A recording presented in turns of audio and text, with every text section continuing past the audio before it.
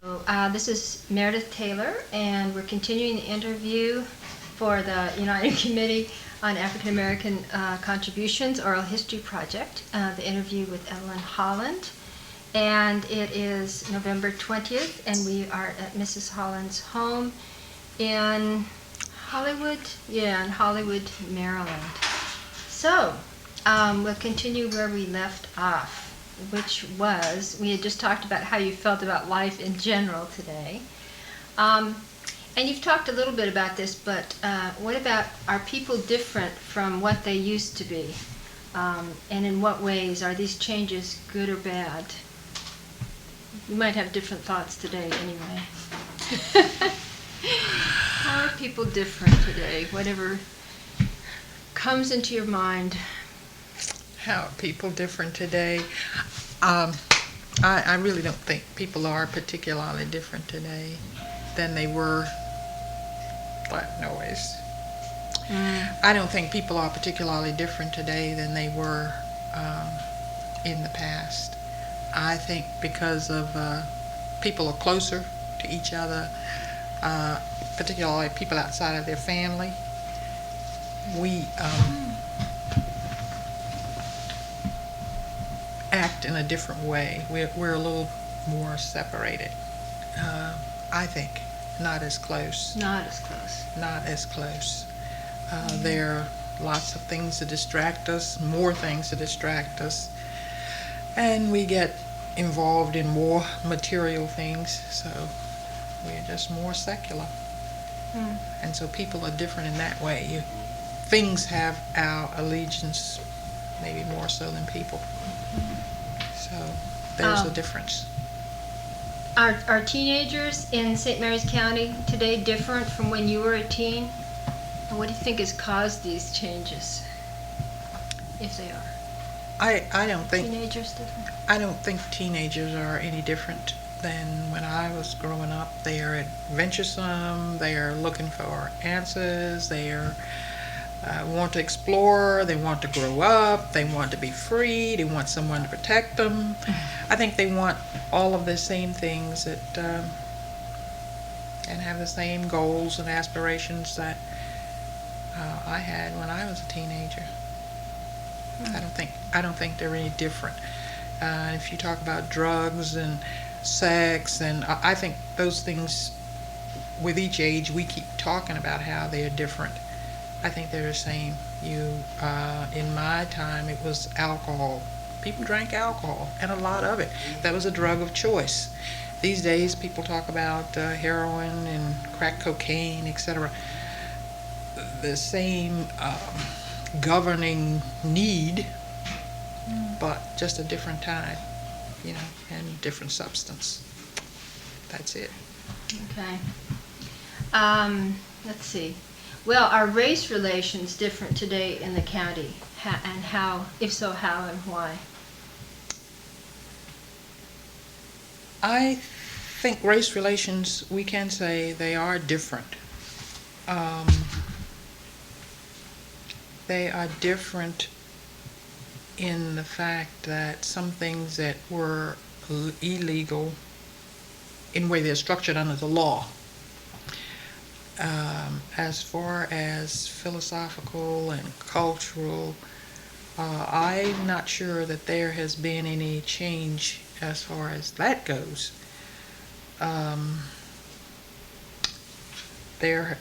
Things have been legislated. There's new rules to govern where you can sit, how you can ride, where you can go to school, but these are all legal issues. As far as cultural issues and how people feel about each other as regards race, I don't think that has changed. The climate hasn't changed that much in St. Mary's County.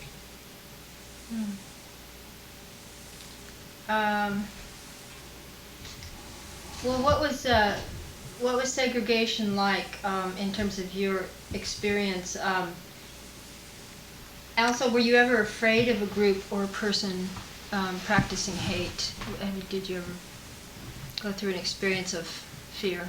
Oh yes, you've had bad experience here. You had people yelling at you from cars on the street. Look at that nigger girl. Men trying to pick you up on the road. Um, yes, that type thing. And the experience of segregated school. Well, everybody knows what that was like. Your books were always outdated. Books that had been discarded by the majority school system. You got those, what was left, all of that. So, any teaching materials you got. The one strong point you had at that particular time, or in my time, was you had excellent, caring teachers. You had quality teachers. If it wasn't for having that, you really would have been lost. The opposite is true now. You find a lot of black children in the classroom, and they have good materials, but they don't have quality, and they don't have caring teachers. So, do you think that the kids, that the white students or other students are receiving a different kind of education or a different quality education? Yes, from you're receiving a different the integrated classroom? Oh yes, oh yes. And I've had some experience with that. I have some documentation on that. Because people are affirmed, and I observed in the classroom, black males, how they are rewarded, raise their hand, they know the answer, and the teachers ignore them constantly, continually. And what that does is what I call a spirit killer. You stop aspiring to, you stop raising your hand, even if you know the answer. There's no point in me pursuing this or doing this. And unless they have a parent at home who understands what's going on, not only understands, but takes the time to do something about it.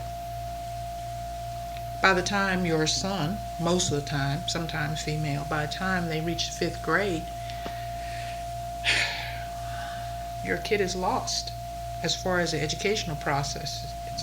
And this is not visible. It's not as visible as the old style segregation, physical segregation. This is segregation of the mind. And you have to understand the teacher is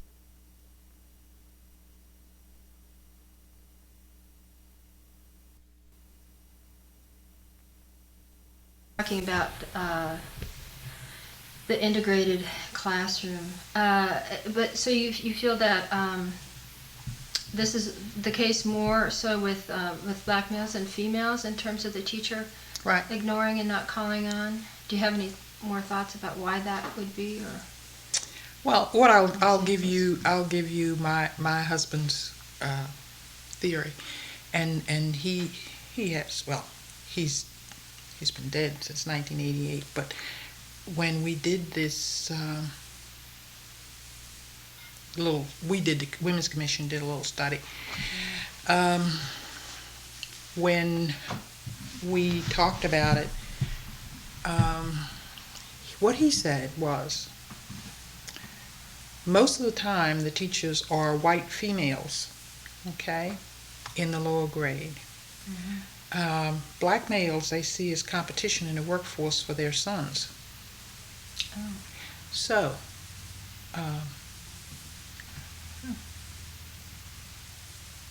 but they didn't see black females as really any No. competition. No. So not threatening in the same sense. No. Black females are not threatening. But a black male in this environment of integration, in quotation marks, or they see the black male as competition. So you destroy their self-image, their confidence, or if they never get to be self-confident, or capable or literate, if they never attain that, then you have a leg up. And this is a hypothesis. Right. And if you do the study, you'll find it to be true. Are there any other, do you want to say any more about the differences of, or the experiences of segregation in St. Mary's County in terms of other, like what, the library you had mentioned? Right. The library was and segregated. The hospital, what about, the hospital was segregated. And what about Eating facilities, restaurants and that restaurants sort of thing? were segregated. Yes, you couldn't. There wasn't any place to go and eat. Most black people ate at home, or they ate. People that had a restaurant, they had a bar or a restaurant, and you ate there. I mean, they're in a public place. There was a lunch counter in the in Leonardtown, and that was where the bus came. There at Duke's bar or Duke's restaurant, but you couldn't eat there. There was another restaurant there where the drugstore was, and of course you couldn't eat there. And you could go to the counter and get your prescription filled, but they had a little lunch counter back there, but you couldn't eat there. So there was no integrated facility to eat in St. Mary's County. How would you say anything more about how you or your parents responded to that? I mean, just in terms of, attitudinally or... Well, in fact, during the public accommodation bill, I think that was back in the 60s, my mother and some of the other people here in St. Mary's County in the NAACP, they went to J. Frank Raley was elected. He was a senator from St. Mary's County. They went to him about the public accommodations bill. I think the first year I'm not sure what he did about it, but I think the second year or the second time he ran, he supported that legislation for public accommodations. So it was something that you pushed for. Oh, but, yes. But No one sat here passively waiting. They pushed for voters' rights. They went to the courthouse, looked over all the books, and to see whether people were voting properly. They found dead people on the rolls voting. Oh yes, here in St. Mary's County. So it was an active process. I mean, people were not, as I say, just when someone decides that we are worthy to eat anywhere we want, or someone decides that we are worthy to vote, or our vote counts, people were actively involved. And one of the biggest cases, against the Naval Air Station.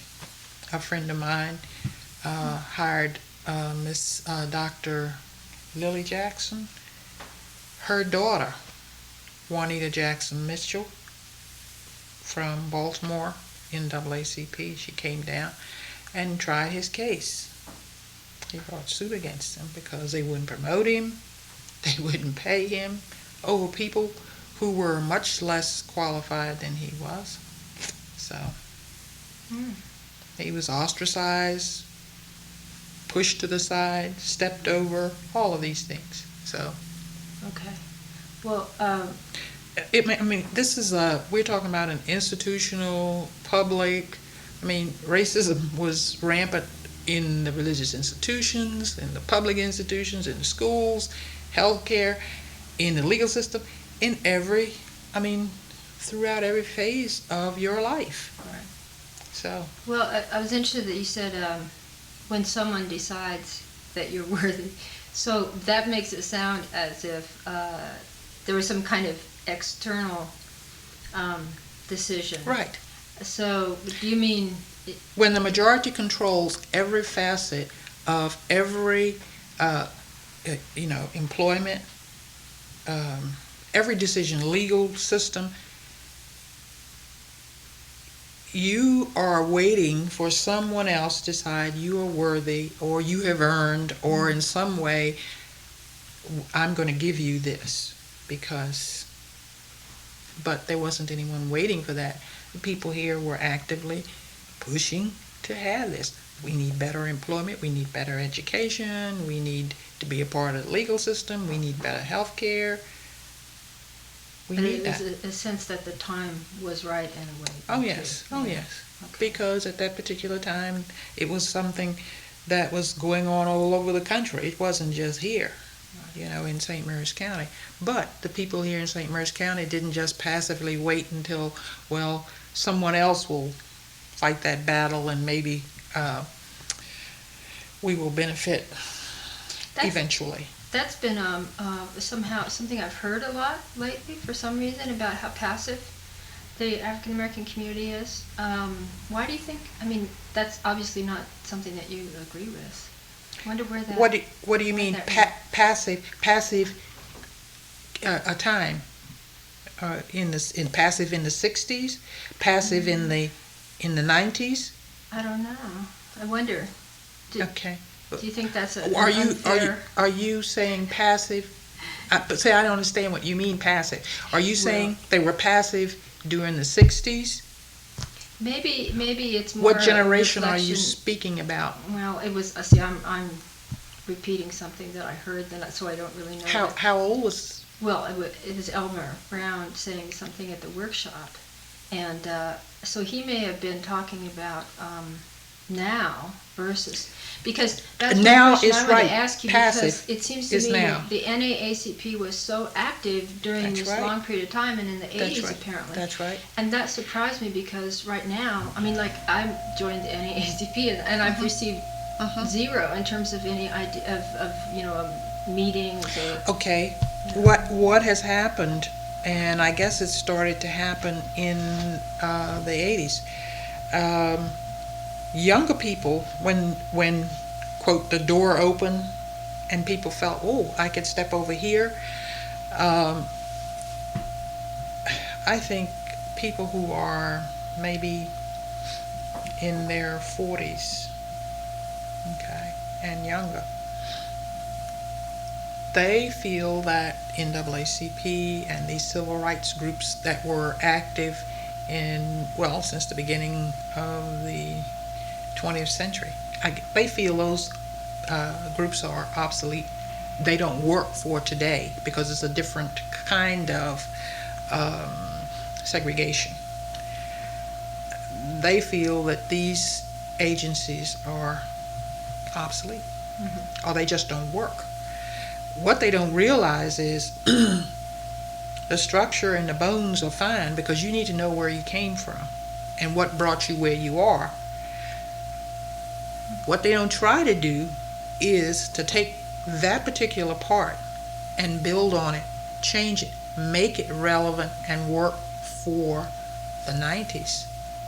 Because the battle has to be fought every single generation. And so they said, well, we'll abandon this and do what? It takes a longer time to build the bones, the structure from which you are going to move forward. Okay. And they are unwilling. You find a lot of young people who are unwilling to invest in that. They want, I want this right now. I need some solutions right now. I need to bring a suit against this person for discriminating against me in the job right now. And because of their association, I feel, with the majority, they have gotten away from the collective and the cohesive atmosphere that they had when there's just us. It's me. It's me. And this attitude will not, you have to deal in the collective. You have to deal in the group, because what's good for the group is essentially what's going to be good for all of us. So until you subscribe to that, everybody's out here on their own. I have seen, when I was very active with the NAACP, some particular person, a black person particularly, who would get a job no other black person ever held, and they're here. And you'd find them saying, they would get the job.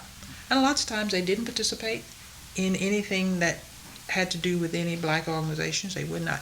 But something would happen. Invariably, there would become a conflict or a problem or whatever with their employer or with whomever they were, the service they were giving, something.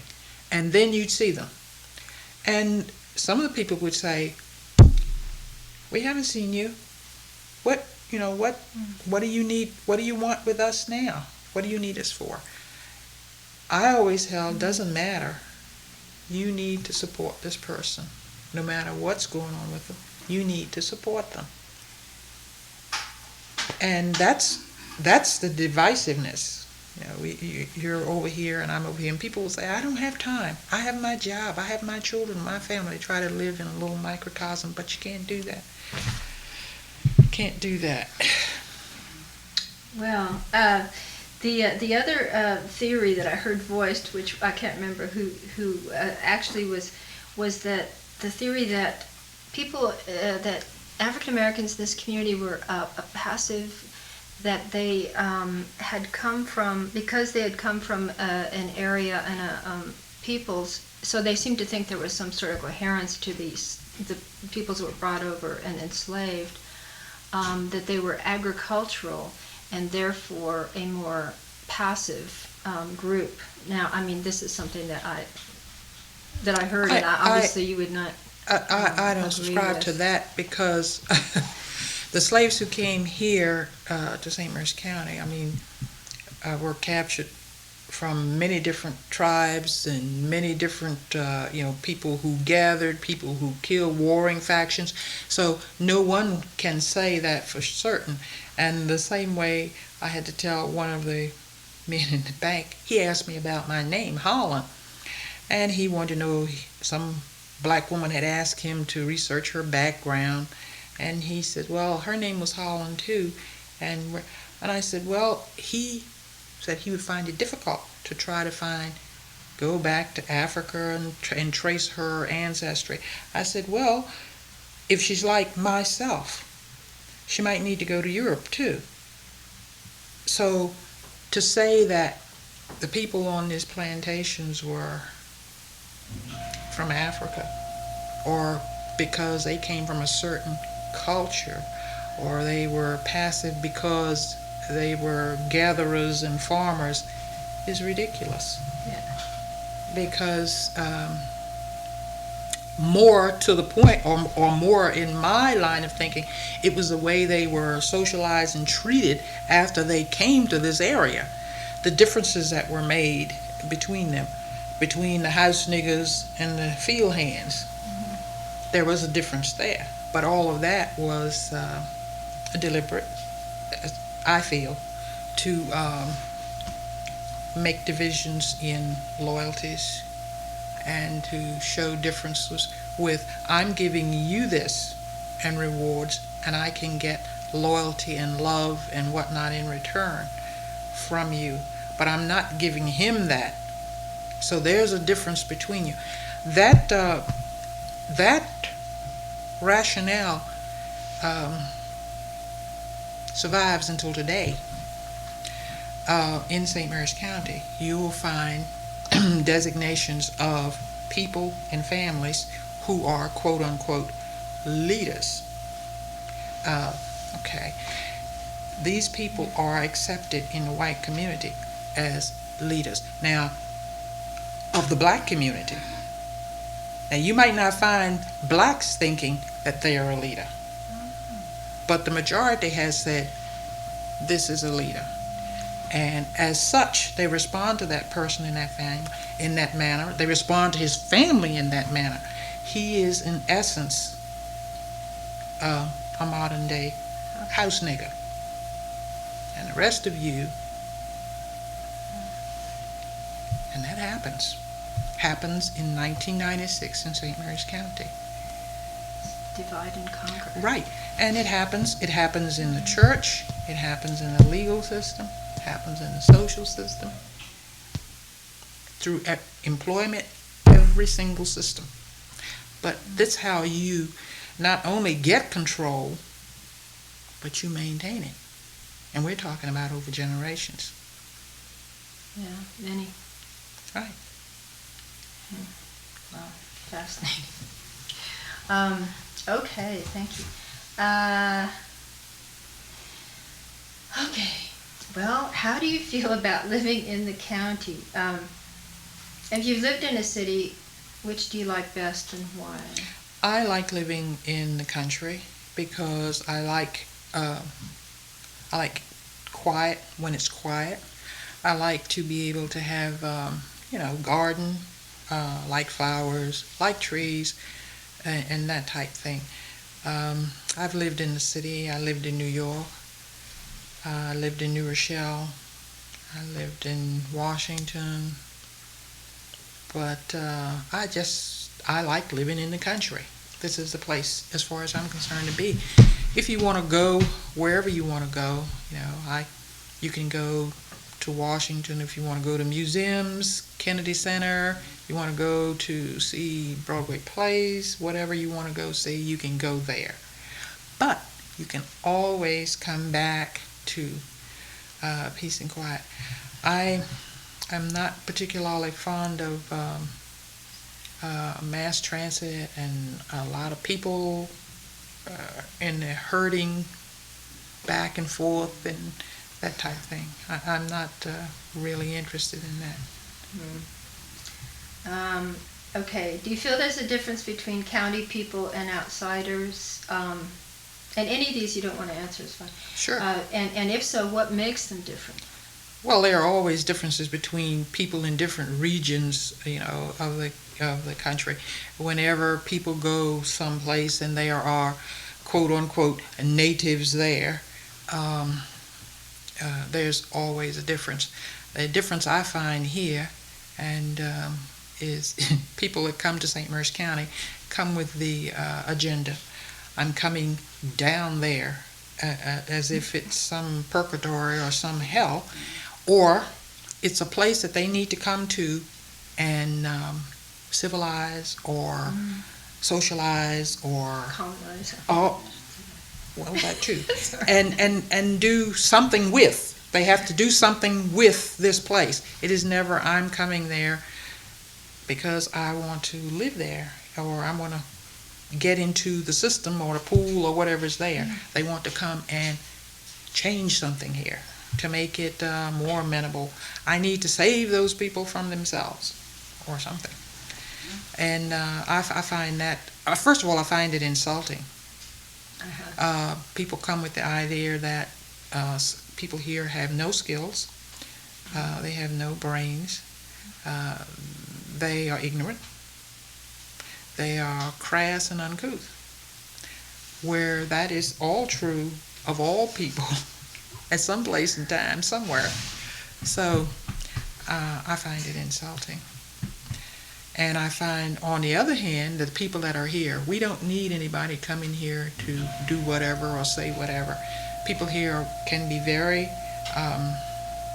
closed-minded, can be very prejudiced against outsiders, and each in their own little camp, whereas, everybody needs to realize you're bringing something good, I have something good here. Okay. Well, how do you interact with outsiders living in the county? I interact very well. I usually get along with people, period.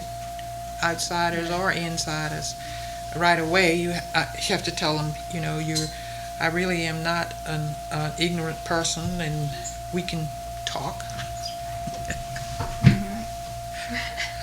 And I don't have anything to prove to you, just like you don't have to prove anything to me. We'll accept each other on an equal basis.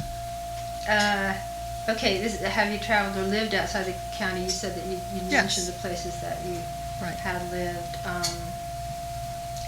How often, where, why?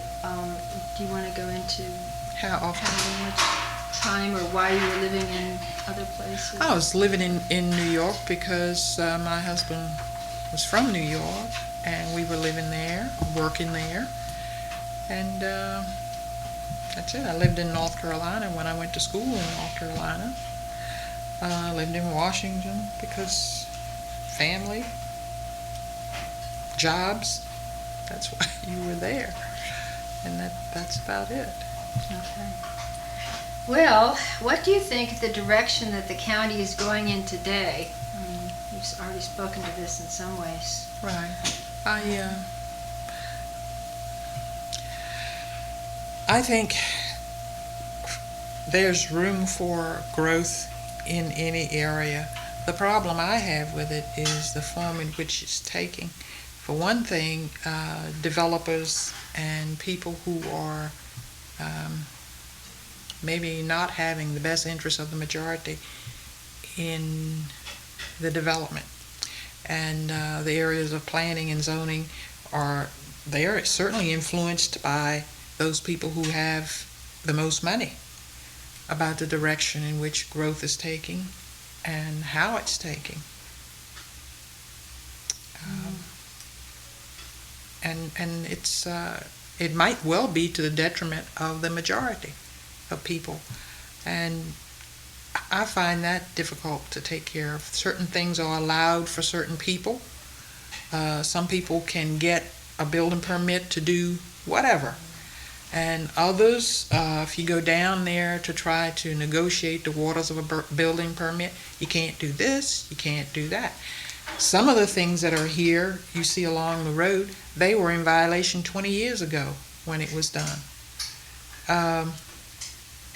Some things you see coming along now, and you'll say, well, wonder how that happened. Wonder how they got that. They don't have access to water. They don't have access to sewer. But they're on quarter-acre lots, half-acre lots. And you wonder, where's their source of water? Where's their source of waste? But if you go to planning and zoning, they will tell you, the well needs to be here, 30 feet from wherever, and your sewage system needs to be 500 feet from wherever. And some of the people don't even have that much land. So, yeah, do you think, is that possible discrimination It's a based discrimination. on more of a socioeconomic or Right, also a racial right. thing? do you think? Along all of Both, those or- lines, socioeconomical, financial, mostly. People who have the most money can change whatever they like. And they do. They buy it. And along racial lines too, you'll find them telling black people, and I've seen this before, a man that lives right up the road, his family had about 5 acres on the water, and he had to get permit, a perk test, and they told him it wouldn't pass. Now, the health department is supposed to tell you what to do to make it pass, but they didn't do that. They just told him, you can't use this property. So he sold it. I mean, he listened. He said, well, he tried to sell it, and he sold it probably for nothing because it wouldn't perk. Okay. Well, lo and behold, after he sold it, there are houses on there. There are houses on the property. And how did that happen? And I'm only saying this because I had a confrontation with the health department about my mother's property. She had a house. I said, well, we want to put in a septic system. And same thing. Well, it isn't going to perk. And I said, look, If you think, now this is all my mother has, it's 1 acre. If you think that we're going to sell this, and I said, she's lived there for, at that time, 40 years. I said, I don't think so. You had better tell us how and what we need to do in order to have the system there. Oh, he got upset. Very upset. But I was not influenced like this other gentleman was to say, well, my mother has to get rid of this little piece of property that she has.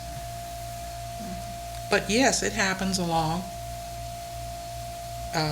economic, financial lines, and it happens along racial lines. Anything else about the direction the county's going?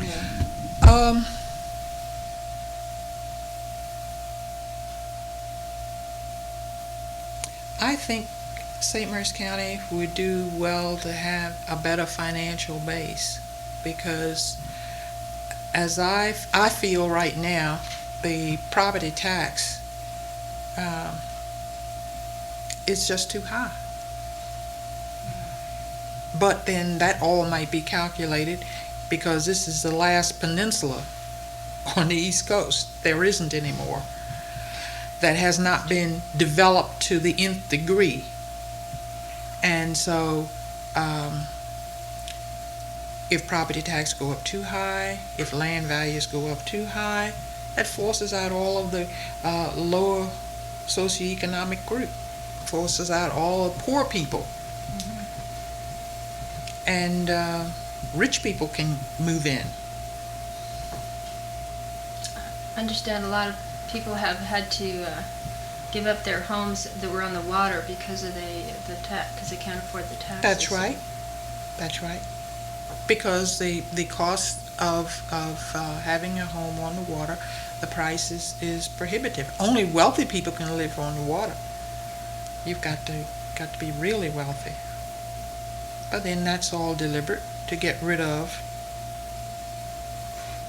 people. So you think that's deliberate? Oh yes, oh yes. I mean, I feel that there isn't anything done that is not deliberate. Now, in the area where you live down, where you used to live down Holland Forest, when they moved all those people out down there, they condemned all of the wells in that area, which was not true. All those wells were not contaminated in that area, but they condemned all the wells so they could get the system, so they could open it up. And this was Mary Somerville lived. So where was that again? She lived in the McIntosh room. McIntosh. That's right. McIntosh. This was in McIntosh. Okay. But the health department condemned the wells. And okay, deliberate by. I'm sure that there was contamination in the groundwater. That well might be true, but every single well, all those wells in the area they weren't tested for one thing, and they were not condemned. I mean, they were not contaminated, but they condemned all of them. And that was the health department that. Oh yes. Yeah. In order to make the project eligible for, the federal funds to put out that sewer line. Okay. Well, this is a switch now to talking more about specifically your contributions. How have you contributed to the county through your work, paid or volunteer, your family, your citizenship, your politics, your values, and any recognitions, awards, certificates you've achieved? Oh, well, for one thing, when you talk about contributing to the county, the only thing is that you can say is I always held a job and worked and paid taxes. That's a major contribution. Right. I always try to do that, and have worked with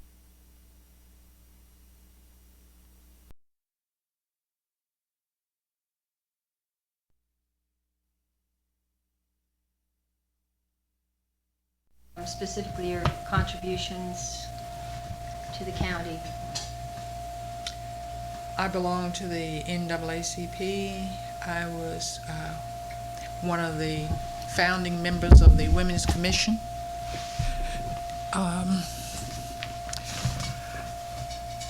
Belonged to the Democratic Club. I was a member at large of the Democratic Central Committee. I belong to the Community Affairs Committee.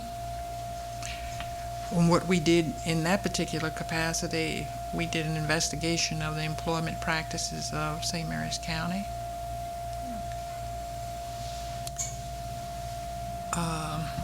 We launched and supported members, black members who wanted to be. Okay, it's all right. It's just going to be annoying. I was a member of the library board, member of the social services board, belonged to a lot of boards and commissions over a long time. Yes. So did So. my mother too. And, yeah, right. My mother too was, yeah. That's where my husband and I got our community service from my mother. She said, if you live in a community, you're obligated to help in the quality of life in the community and to be members of boards or commissions or groups to improve it, particularly for children. So, got that from her. Well, I know that's something that this committee is particularly interested in, your contributions, and so we want to be sure we get as many as possible. Well, those are the ones that I can think of right now. I was honored as honoree for the Women's Commission in 1995 from the Delicados. That's a group I belong to. I was their nominee and got an award from them. Are there any other awards or recognitions, certificates that you? Oh yes, I've got a raft of awards and certificates and recognition things. Want to mention any of the others? Well, I'd really have to. Don't worry Think- about being modest. I'm not very big on awards and papers and But that's all part that of stuff. history, of your history. Yes, but I just am not very big on awards and certificates and whatnot, and pens and that type of thing. They're all very good, and everybody likes to be recognized for what they do, but they're not really that important for myself, like pens and all that stuff. So. Okay, she will remain modest. There's, I think, a challenging question. What do you consider to be the most valuable thing you have ever had? Something you could not have done without in your lifetime, and why? The most valuable thing, without hesitation, that I've ever had in my lifetime is my mother's support and her love. That's something I couldn't have done anything without. That's the most valuable thing that I ever had. I haven't had any valuable material thing because material things are, they serve a purpose. As far as I'm concerned, they're utilitarian.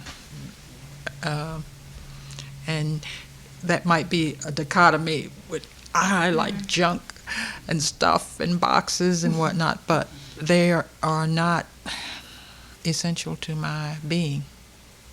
They okay, and they add joy to your life, but they're not essential.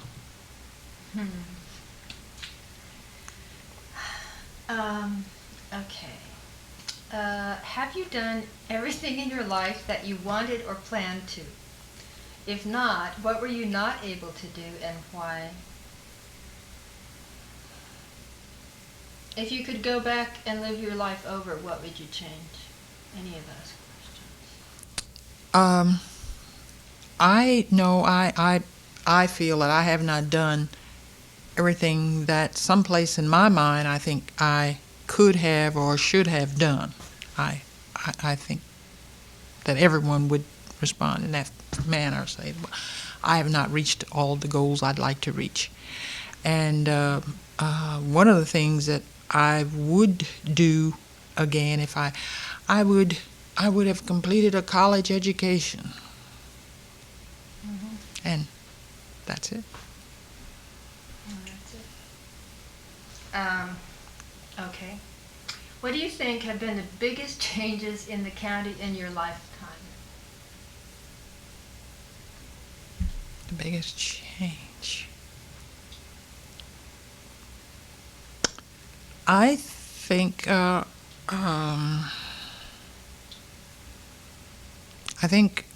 integration has been the biggest change that I've seen in the public, the public arena, in the way schools are integrated, in the way that has been the biggest change that I've seen in my lifetime.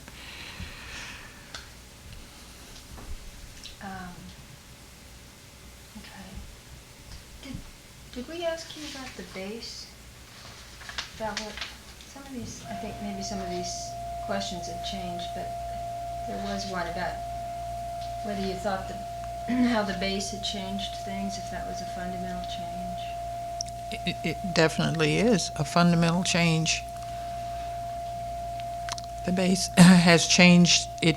This was a rural agricultural county, and then all of a sudden, not all of a sudden, but over time, with the advent of the Naval Air Station, technologies come. A different focus has come to St. Mary's County as regards work, employment, a whole different way of life. Since its inception, like in 1634, this has been a rural agricultural place, and there haven't been too many businesses of any other kind here in southern Maryland until 1940s when the base came. Okay, thank you. This next, I realize I'm not sure what this really is after. Can you share old stories about what life was like in the county for your parents? And I'm not sure if they're asking you to share them at this point, or would you be willing to share them? But obviously you are able to share them. For my parents, life was like for my parents. Well, I think I spoke about my father and my mother. Life was like working. That is the main focus: working, earning a living, and raising a family. And for my mother and father, making a living. And that's about it. Trying not to be in too much debt, and trying to maintain a household. That's what life was like for them. Did they talk a lot about? Did they talk about a lot when they were to you when you were a child about the old times when they were coming along? Oh yes. So, and you remember those? Oh yes, yeah. Yes. I remember those times. My mother talked about her life. She was born in North Carolina. Well, really, she was born in Salisbury, born in Greenville, South Carolina, and her father worked on the railroad, so they lived in Salisbury, North Carolina. And she talked about her household, scrubbing, cleaning, Work. making lye, soap, and all of that hard work stuff. Picking, she talked about picking herbs for the drug companies, which I always found interesting. She said around Salisbury they had these big vacant fields, and they used to pick something in the fields called pennyroyal, whatever that was, and they would sell it to the drug companies. Would buy that herb from them. Did your father talk about the old times to you? Well, he talked about it a little bit, but he didn't talk about it a lot. I got more things from my grandmother, his mother, than I got from my father.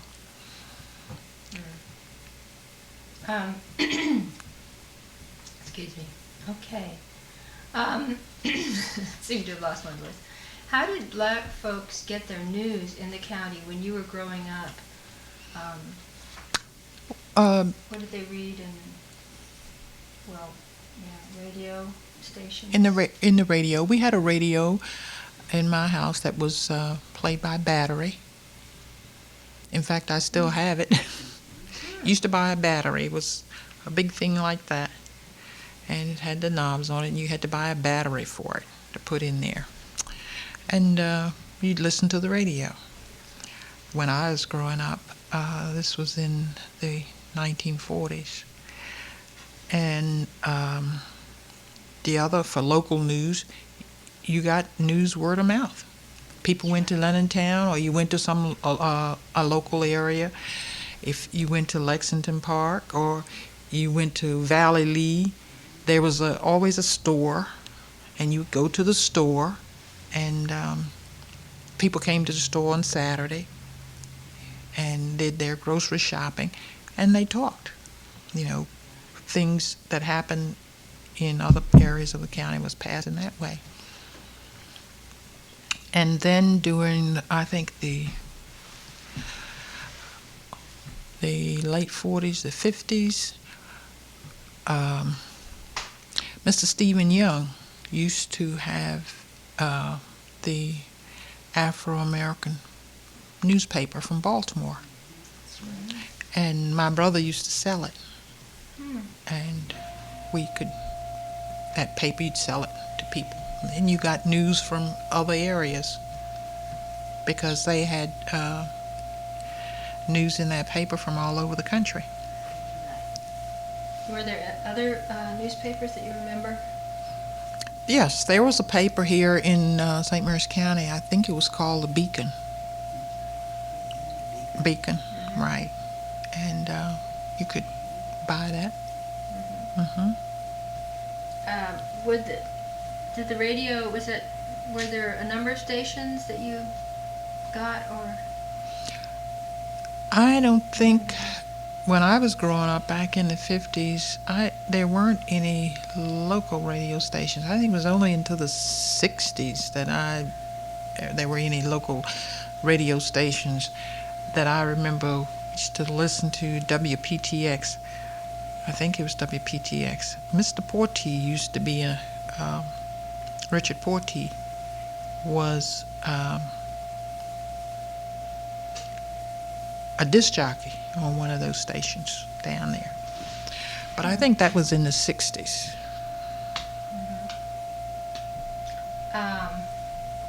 Okay, how do Countians get their news today? Well, that people listen to the radio. They have several radio stations here in the county, and they get newspapers. They get the Enterprise. They get what is that other paper? There's one other paper. St. Mary's Today. St. Mary's Today. People listen to St. Mary's Today, or look at St. Mary's Today, read that, and they read the Enterprise. Those are sources of information. And of course, Elma had that little paper, the Focus. Community Affairs Committee used to put out the Focus. And I have the copies of that too because I have a library of the Focus. We used to do that. And Dr. Jarbo used to publish a little paper called The Afternoon Delight, which was very interesting. He'd have it posted around. He'd have it in his office. And he'd make political commentary, social commentary. And it was a nice little paper, an alternative. Do you think that there's a need or a use for something like that, or do you think people, like the local newspapers, are really serving the community as you know it? And No, they never have served the community, the total community. I mean, they served a certain segment, a certain area, but they have not served the total community. I'm not sure that that's entirely possible, and this is just a statement, general statement. I'm not sure that it's entirely possible for any paper to serve the entire population of whatever area. It just isn't possible. They can't serve the interests of every. That's not going to happen. They will serve a certain segment, and that's it. But people get their news and their information from the television. They have Channel 10, and they have on the cable, and they have radio, as I say, and they listen to different things. And also, people talk on the telephone, and they pass information and news and gossip along those lines. So there's a lot of ways to get what you need around that way. okay, thanks. Well, we finished the questions. Is there anything just in your mind right now that you'd like to speak to or go back to?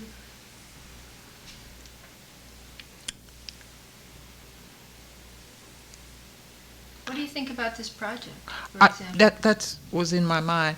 I think this is a very worthwhile project. I just think it's a very worthwhile project. It has not been done. There hasn't been anyone to get the collective thoughts or impressions or get information from people about, and it's all subjective. Mm-hmm. It's how someone is feeling about what they observe. Most of the time, you get a third person in an objective view saying, I think these people, or that person, or she thought whatever. And for the most part, it might not really be an accurate account of what happened, or what they were feeling, or what they were thinking. So, I guess an oral history is certainly a very valid and very accurate way of getting what people think and feel. For people to come, you can see and feel, well, what did they do during that particular time? They didn't do or say or whatever. It will give them something to look at, think about, and hopefully maybe use some of the information to help them move forward. Okay, great. Well, I have one little question, if you have a moment more, because I just wonder if you know anything about during the 60s and the civil rights struggles, the integration of the movie theater in Leonardtown. I know that some people from the African-American community did integrate that theater. Did you know about that, or Yes. yeah, how that happened? Could you just describe? I'm not sure that I can remember exactly, what happened, but it did happen. It was during the time, when you talk about the lunch counters. It was a major push by the NAACP and other community groups and some community-based groups here in St. Mary's County. The same people belong to both organizations, and they put in place strategies and ideas about what they were going to do in order to affect some of this change. Were there any incidents like that where people, where the NAACP met resistance? Anything more than a subtle kind of resistance? I'm not sure there was ever any physical confrontation or where I think after Martin Luther King was assassinated, there was some concern because there used to be in St. Mary's County what they call white citizens councils, groups. Could you talk more about it? Well, there were areas of people meeting to control, and I'm not sure if these people meant to use physical violence, but I don't see why not. They certainly would. I think they would, in order to protect, or they thought they were protecting their houses, their whatever. So, yes, there were groups in the county. How much was known? Was that something that about the White Citizens Council? Is that something everybody was just kind of general knowledge, or? Yes, it was general knowledge, because for the most part, what will happen? People would talk. People would talk, and people would hear. You have to listen. The premise is that most black people know everything about white people, and the opposite doesn't flow. And it doesn't flow because I don't need to know anything about you, but black people, I need to know everything I need to know about you. I need to know about you. I need to know everything. I need to know you. I need to know your wife. I need to know about how many children you have. I need to know everything about you, because what's going on with you a lot depends on what will happen to me. So I need to know about you, and that they do. So it's the same way.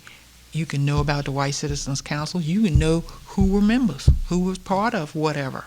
Mm-hmm. And since you tend to be invisible and it's not important what I know about you, you could hear and know. So that wasn't difficult. Were those groups eventually disbanded? I don't think so. They still exist? I think they still exist right here in St. Mary's County today. They metamorphosed into something else. Okay. Who are they? Okay. So, you don't think they have meetings as White Citizens Councils, or you think they might? No, they're a different name. Okay. The same people, same groups, same ideas, the same, looking for the same outcome. But what are they? They become something else. Are they militiamen today? Okay. Some other name, but having the same agenda. So this goes back to your statement that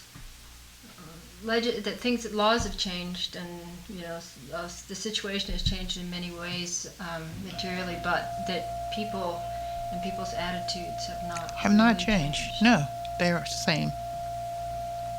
And I'm not asking you for names or anything like that, but do you feel that those people are also involved as leaders of the community? Oh yes, yeah, there's no. You're not just saying that it's like militiamen who are kind of. No, somebody out on the fringe, who is some derelict, somebody who's an outcast in any system. No, No, I'm talking about an institutionalized, people who are well recognized, people who have a financial stake. Yeah. So do you think it's more about power? Of course, there's no question. Race? I mean, power is always where it's at, and you use whatever means in order to maintain and keep it in line. You know, it's all about power. It's the same situation with any people. It's like people talk about affirmative action. That's a buzzword and a trigger word when you say affirmative action. You want to take from me what I have and what's mine. When you say, well, no, I want parity. Do you know what that is? Do you know that I would like the same things that you have? I don't know why people get the idea. If I have the same thing that you have, somehow I'm taking away from you. I'm reducing what it is you have. And you'll find some people holding that view who have 10 times, 20 times, whatever it is, these people are seeking to have. But you're taking away something from me. That mentality is, I don't know, it just is crazy. But those people must have an identity as white. Oh, yes. Because, like you said, the white teachers, they were seeing themselves with that theory Right. as a group, because otherwise they would have felt that other white boys in class would be competition for their sons. But you saw them as seeing the black boys in class Right. as being competition for their sons. So therefore you're suggesting some sort of solidarity as Of a course. white race. Of course. Yes. Okay. Well, I could go on for hours, but Would you like some